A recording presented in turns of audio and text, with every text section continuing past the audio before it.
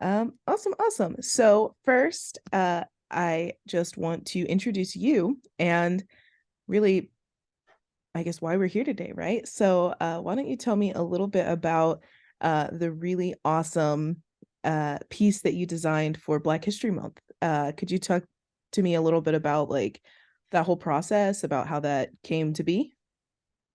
Um, so starting that piece was, well, first let me say this. I was not a big drawer. Like I did not like art at all to save my life. For And sure. so Okay. so it wasn't until I had to go through, I guess like I used all of my traumatic experiences to allow myself to express what I was going through. Mm-hmm. And so with that being said, one day I went through a really dark place around 2019 and I started drawing and Mm-hmm. my mom picked up and she noticed it and she's like, "Oh wow, you're really good." And I was like, "Oh no, it's just something to do because like talking to people, writing in journals, it just wasn't working. Like it just Yeah. was not working for me." And so once I started getting the hang of it and actually doing it, I found myself all the weight coming off my shoulders. And so it was like, okay, this is my outlet. This is like something that brings me peace, brings me joy. I tell people all the time it saved my life. And so That's when amazing. I saw, yeah, when I was drawing this, I drew the picture because it represents breaking free and releasing and overcoming and just finally like the breath of fresh air just coming over you. So that's that's mainly what it was. I mean, it was, it's something that I take into consideration in a lot of process because, again, for me, I'm so used to just holding everything in and just going with the flow. But when I was doing this, I was like, just breathe, relax, take your time, and go. That's awesome. So you are like a really like new artist. So how has I guess like that just is crazy. So I'm also like an artist in my free time. I've in the past like done a lot of like mural work and a lot of Hmm. different kinds of things. But for me it was like just something I can't remember when I wasn't drawing. I can't remember when I wasn't doing all of these things. So that's so cool that like that's just such an interesting perspective that like it was something that was there for you in a time when you really needed it, right? And Hmm. I think that's really something that that's why I was excited to talk about this is because I think that um in general people overlook like creativity and art as like meaningful outlets of self-care and it has a very almost therapeutic air about it, right? That I think like Hmm. we just kind of overlook, especially in the Western world, because we're very like, I guess we're very focused on productivity, right? Everything has to, if we make something, it has to be for a purpose. It has to like make something or fix something or like, whatever. So just like, we just don't, I guess there's something different about like just creating for the sake of creating something, right? That like we just don't connect with as well in our culture as like other places in Europe do, you know what I mean? Hmm. um that was a little tangent, but yeah. So I guess let's just keep going. So in what ways do you think that art and maybe art therapy can serve to benefit people in recovery, maybe whether they're just starting or whether they're further down in their journey? I think it could benefit a lot. Personally, for me, it was the first time that I actually was like, oh wow, this is something I want to do, like help people with because I used to work before and after school care for Independence School District, and one of the main issues were like teachers and the staff could never connect with, I guess, the students that were at risk or who were always lashing out and stuff and just being quote Mhm. bad. And Yeah. so it wasn't till like one day I just started drawing and some of those kids came over and they were like, "Oh, that's cool. Like, what are you drawing? Like, you drew that?" And I'm like, "Yeah." And they asked me why, and I started telling them. I was like, "Well, it helps me just relax, and whatever I'm going through, I can just draw and release it on a piece of paper." And then they started, "I want to try that," and I'm like, "Go ahead," And I watched some of them, and just naturally, and as natural as it was, some of them just started out of nowhere. Instead of like, yes, they were drawing their emotions, but they just started expressing what was going on at home, or like how they were feeling at school, or if somebody was bullying them, yada yada yada. And I was like, it just became a shock to me, because it was like, oh wow, like, did I do that? Like, did this little one thing, you know, me just telling them that drawing can be another way or another outlet of helping you express yourself, did it just cause like a chain reaction, a positive chain reaction? Because now, some of the teachers were like, well, Evelyn, you're not supposed to be doing that. Like, you're not supposed to. I was like, well, personally, I'm sorry that, me being able to connect with the kids that are more at risk and who lash out is a problem. I mean, I'm not really sorry, but like, I just found something that they're interested in, that they can, you sit down and allow them to speak for Mhm. once and get what they need off their chest. So that was, yeah. I mean, I definitely think it can benefit from everybody. That's amazing. I love hearing about like all of your personal experiences. That's incredible. Awesome. So another question I had was, in what ways do you think that your personal identity and your own like personal experiences have really contributed to your artwork? Um, I guess you can say, which I know for me, when I draw each piece, it allows me to break barriers down with myself traumatically. Mhm. Um, I know I'm still working on a lot of trauma. So at least whenever I'm working on a piece for somebody and I get the positive feedback, or like the emotions that come out of it when they receive it, it gives me a boost of like confidence or energy to keep going, or like, oh, somebody, they actually really like this. Like, I'm actually doing something. I'm actually contributing. I'm actually connecting with Mhm. kids. I'm actually making a difference in my community, and feeling I'm actually putting I'm actually putting words into actions into words, if that Yeah, makes sense.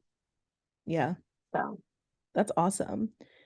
Are there any like specific artists or, maybe like art movements that have really influenced you? I'm gonna actually have to say, um, there is one particular person. Um, she's not really. I mean, she's well known, but I used to go to high school with her. Oh, that's So awesome. that's another artist. Her name is Naya Fritz, and she does paintings, and so I really look up to her as an artist. But professional wise, um, no, I've not really actually sat down and like looked at other artists and really like try to figure out their mindset behind everything, if Sure. that makes Yeah. sense. Yeah. And that's fine too. Yeah, that's awesome. I love that.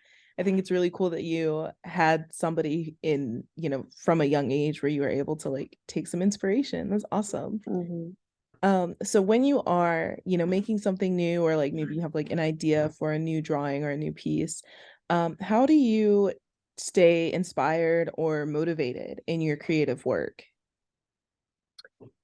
So I normally draw.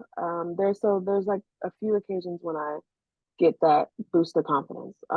So one of them is if there's like a big, like, nationwide issue or something.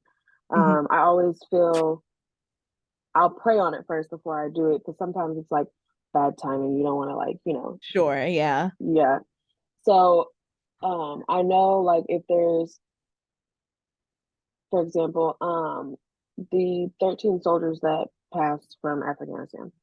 Um, that was a big issue and a big topic. And for me, it was a moment of like, how do I want to go about this? Like, I want to do something different, but I don't want to say the only reason why I did it. The reason why I did it was because I understood what the family members felt because I had family members Mm-hmm. who were in the army and served as well. So it was like, what could somebody like, how could I process or how could I take it as? So I decided to draw those 13 individual soldiers, and I wanted to give that drawing or that piece to the families. Wow. So that's how I went about it for me. And for me in that moment, it felt good, but it was a very emotional Mm-hmm. process. See, Um, yeah, that's incredible. mhm. I'm so sorry. Go ahead. No, no, no, no. Go ahead, go ahead. You can go ahead. No, I just wanted to say that I love that. I think that's incredible. And I think that something that often gets overlooked is like the I guess the advocacy potential that art holds, right?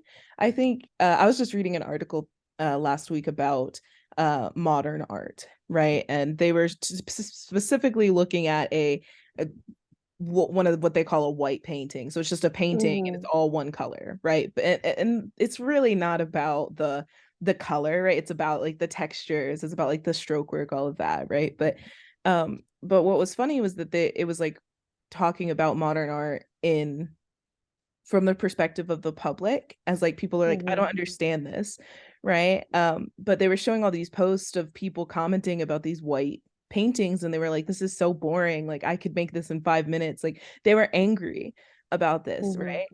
And then the artist who did the collection came forth and was like, do you realize that like you're looking at this piece of art and it is making you feel something, it is making you feel angry, right?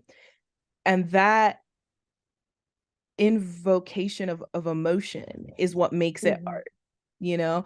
And I really had to sit and think with that for a moment because I've definitely like gone to galleries and been like, ugh, this is so poorly done. Like I hate this piece. Like I don't like this.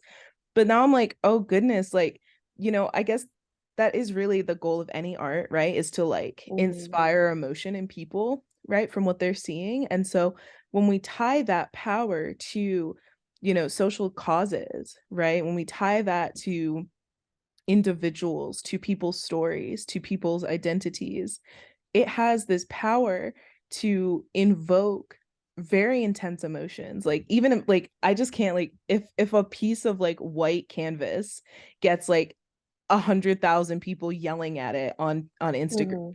like what can an amazing piece like that is like talking about, all of these issues that led to these deaths, like what kind of influence can that art have, like that's Hmm. incredible. um awesome, awesome. So uh as a uh person in an active like in the recovery community, right? How did you get involved with YPR? What really kind of pulled you into uh this network? I think for me, it was the mission statement behind it. Like I was so intrigued because a lot of people like, for me, it was not reaching out for help is really difficult. And so, Yeah. you know, I usually for myself, it's like I want the help, but is it gonna be real? Is it gonna be genuine? Like how do you go about making sure that you're not alone? Because you think, I mean, for me, I'm learning that I'm not alone and other people are going through what I'm going through, but it's like it can't be real, you know? Like it's just too good to be true to think that this could actually happen to someone or you could actually be going through what you're going through. But YPR for me was researching more and reading their mission statement and reading what their goals were. I was like, this is serious. I was like, I like this.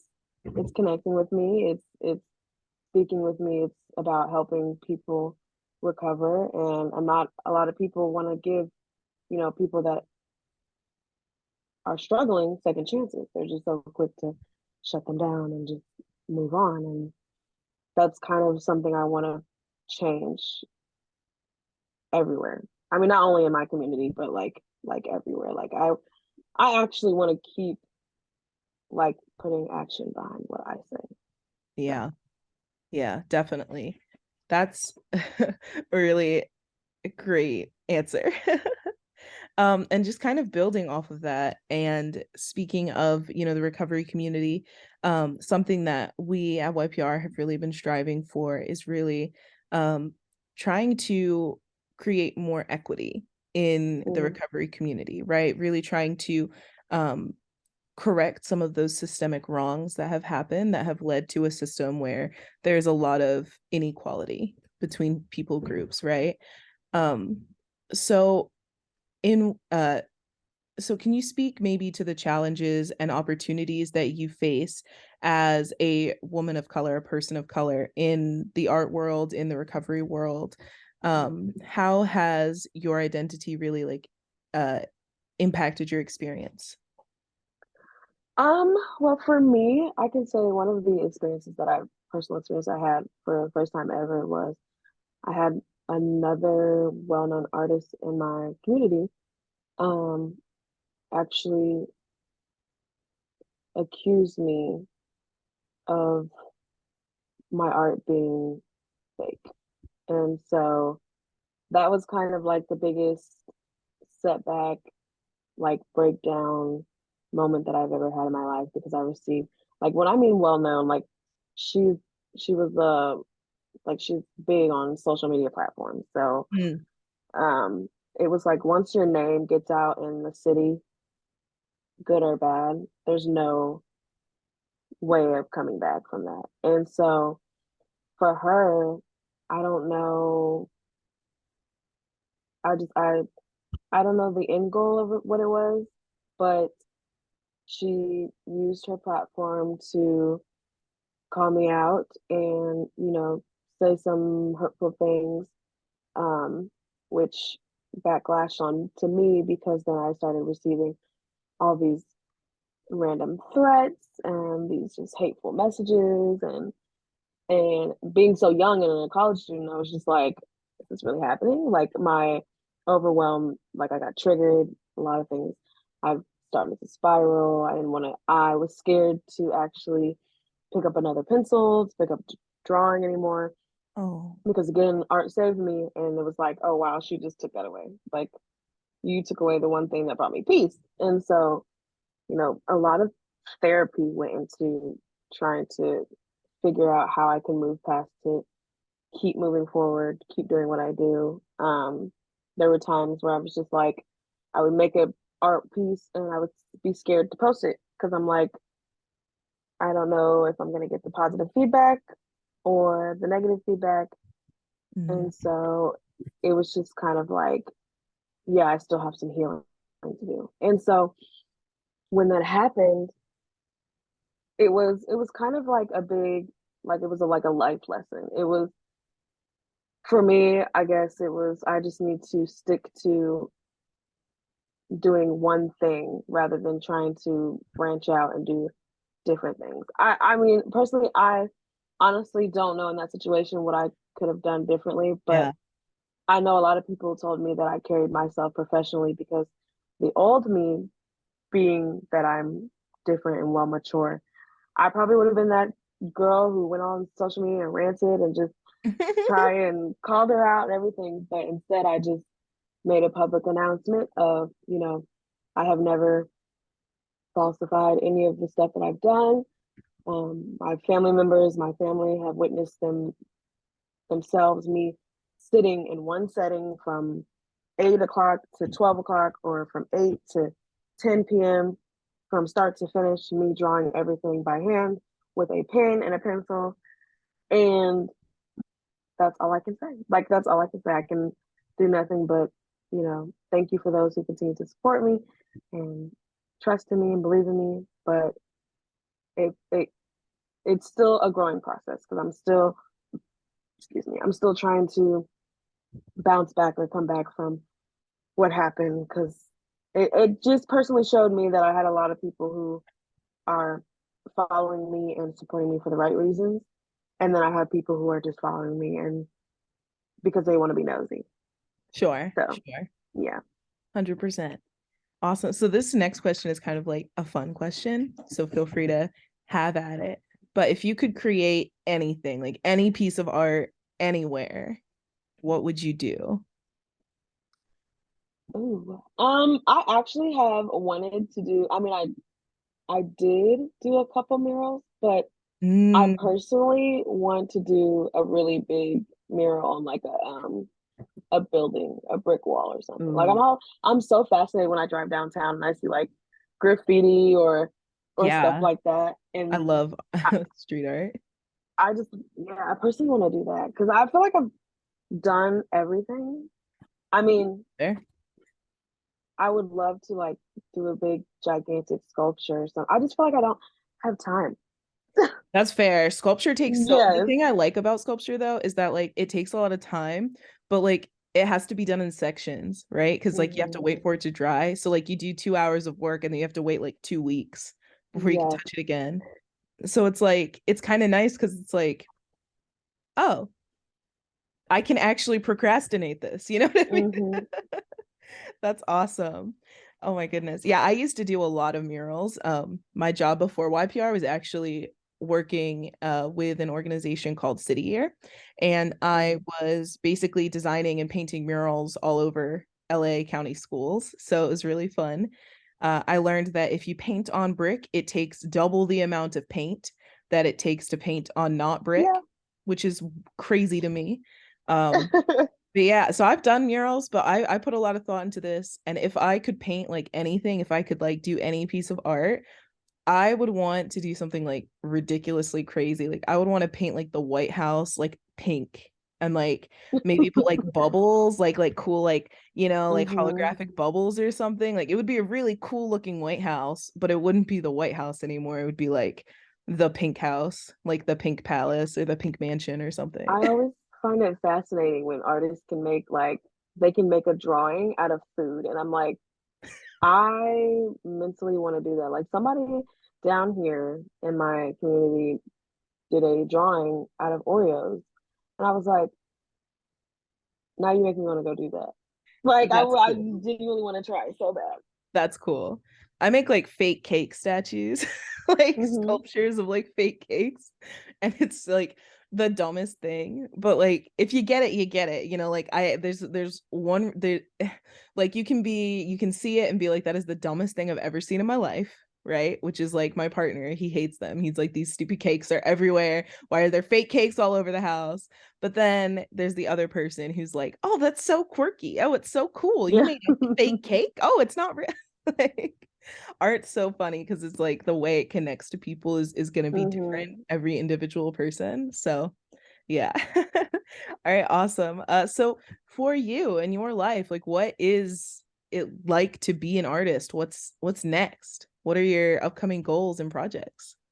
It is so right now it's fun. I just actually illustrated my first children's book, and so that was like the biggest motive. Oh, Yes, that was like so. Believe it or not, um, I'm in an organization called Alpha Kappa Alpha Sorority Incorporated, and so one of my sorors reached out to me and was like, "Hey, I'm doing a book. I'm no, I'm creating a book. I would love it if you could illustrate for me." And I had to tell her, I was like, um, this would be the first time. Normally I don't do digital. I've never done digital. I've actually just got an iPad for Christmas, and so I'm that's starting to do digital and work on that. But I do strictly pencil, paper, old fashioned. And she's like, "That's fine. We can work around it." And I was like, "Okay, great." You know. And so at first I was nervous because her project was the first project I've ever picked up a pencil again after the big backlash that I had. And so I kind of thank her every chance I get this week and every day because I'm like, if it wasn't for you speaking life and motivation into me, I would have never reintroduced myself into drawing uh, again and, you know, doing what I love. And she's like, no, thank you. And so that was the first little big hurrah this year that, kind of was like, yes, like I feel good. I feel good again. But as of right now, I am currently in college. um, senior, majoring in social work. I graduate in the fall, and Congrats. so thank you. I'm looking forward to that because then I want to try and pursue another degree to double major for art therapy, and I really want to go Oh, about that and wow. help with yep kids. So That's awesome. That's awesome. Illustrating a kid's book has always been a dream of mine. That's incredible. So tell me about that. Tell me about the book. What's it about? When does it, that's so the awesome. book is called The Toddler Life, and it's already on Amazon and Barnes and Noble. It will actually be um, showcased in some mid-continent libraries. So I'm like, I'm excited.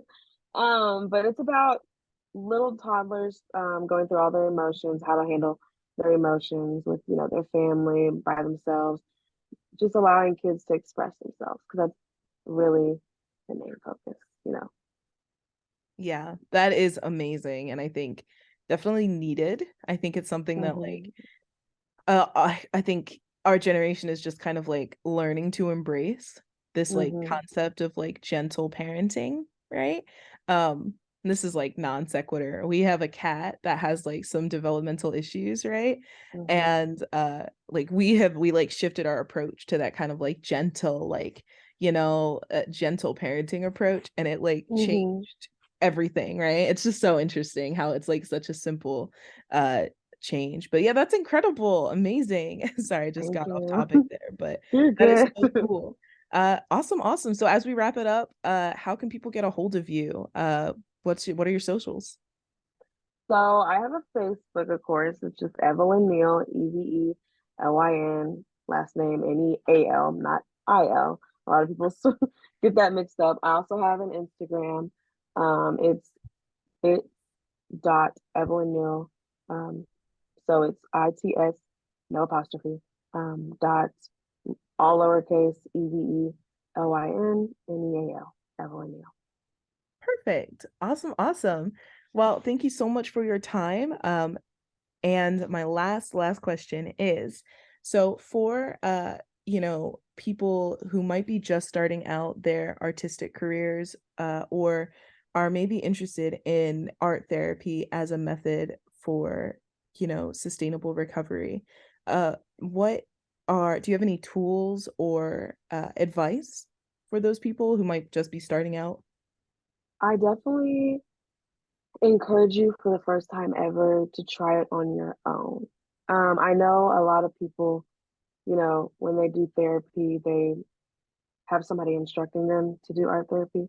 But I definitely say give yourself a good 20 minutes, 15 tops, get some crayons or markers, and just draw. Just Just do literally it. just do it. Light some candles, play some relaxing music, Mm, close your eyes for a few minutes, and then just draw. And you'll really amaze yourself at what you just come up with. yeah. Because a lot of people are like, "Oh, I want to draw stick figures. I don't know how to." I'm like, no, if you actually give yourself the self-care and the time that you need and actually remove yourself from a loud environment and just go home and literally therapy yourself. Just shut it all down, block everything out. You will be amazed at how your thoughts can turn into something beautiful on a piece of paper. That was so well said. I don't have anything to add. Well, thank you so, so much for your time. And Thank thank you you. so much for the amazing piece that you did. That piece is available on YPR's website as our special Black History Month t-shirt design. So just Evelyn, I am gonna follow you as soon as I get off this call. And I can't wait to see all of the awesome stuff that you do in 2023 and the years beyond. So Thank you so please, much. please keep it up and just keep being amazing. Thank you. Thank you.